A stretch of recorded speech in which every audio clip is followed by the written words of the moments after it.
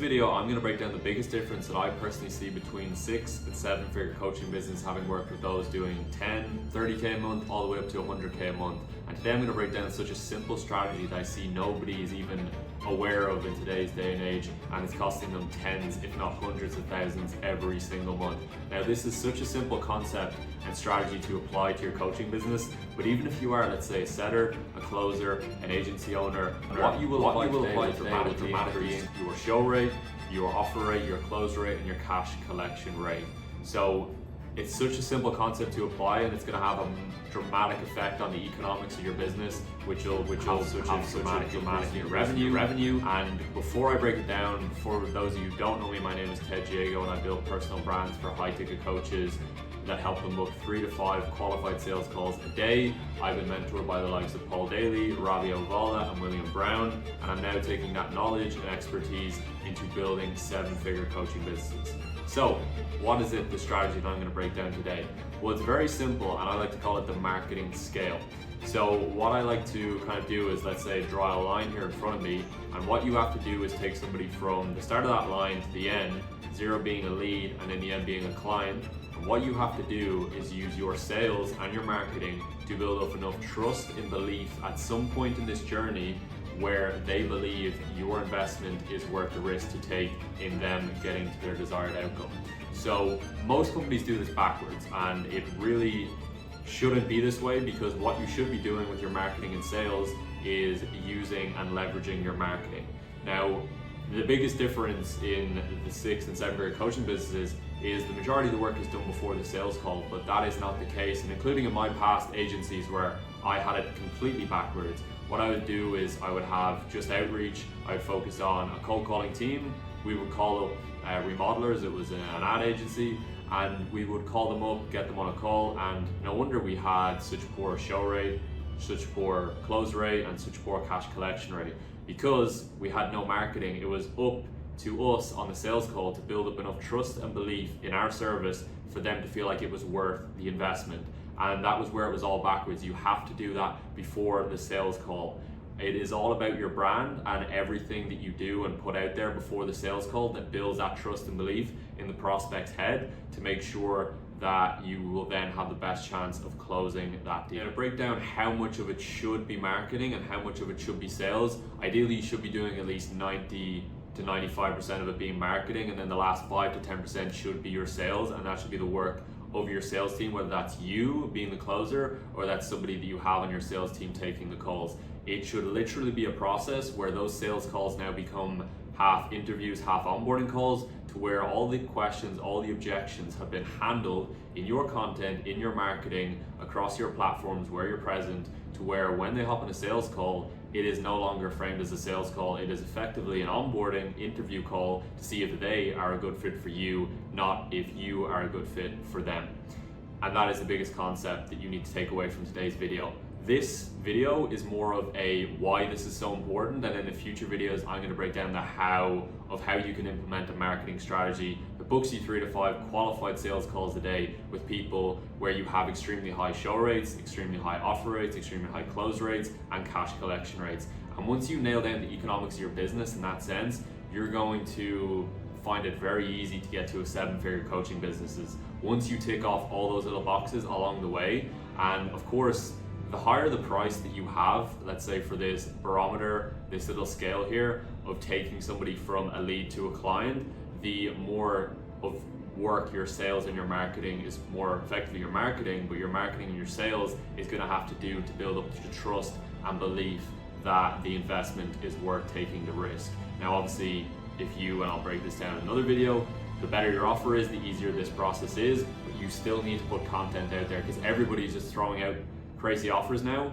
And if you don't have a personal brand behind your coaching business or whatever it is that you're selling, you effectively need to run on a crazy offer like that. So that's why it's so important as a unique mechanism to have your personal brand help you stand out.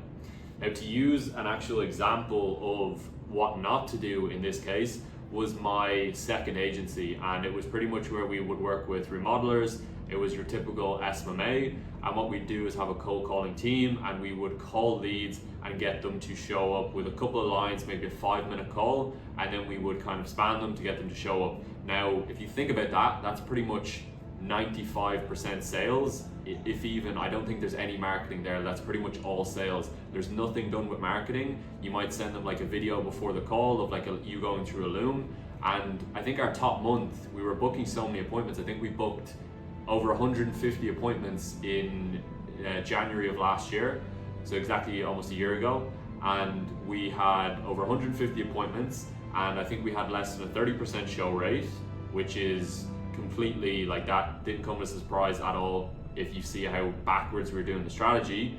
And then out of the offer rate, I think we gave it, so you're straight down to 50 people out of the 150 appointments, so just 50 sales calls.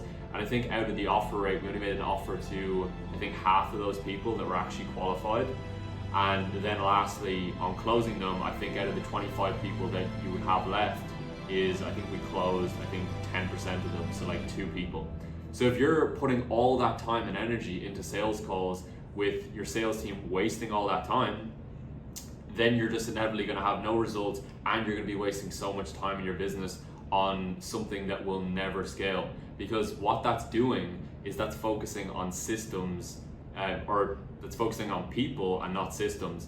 If you look at why a software company has such a high multiple in terms of exiting it, it's because it relies on systems and not people. If your salespeople have leverage over you and your business, you're never going to be able to scale. You need to focus on systems and making sure that you can just apply input and volume to those systems, and scaling becomes infinitely easier. So you need to make sure that you're never have people who have leverage. If your performance depends on, and in terms of revenue, depends on how talented your people are, and you're constantly relying on talent, and then that talent is leaving and coming and going and leaving again, you need to build systems. Because if you're relying on people and talent is hard to find nowadays, especially if you're not a top company. So if you're not relying on systems, you're never going to scale, and you're constantly going to be bottlenecked by the talent that you have. And I guess the end result of this whole process of why this is so important, and I'll break down how we're going to do it in future videos, but why it's so important is because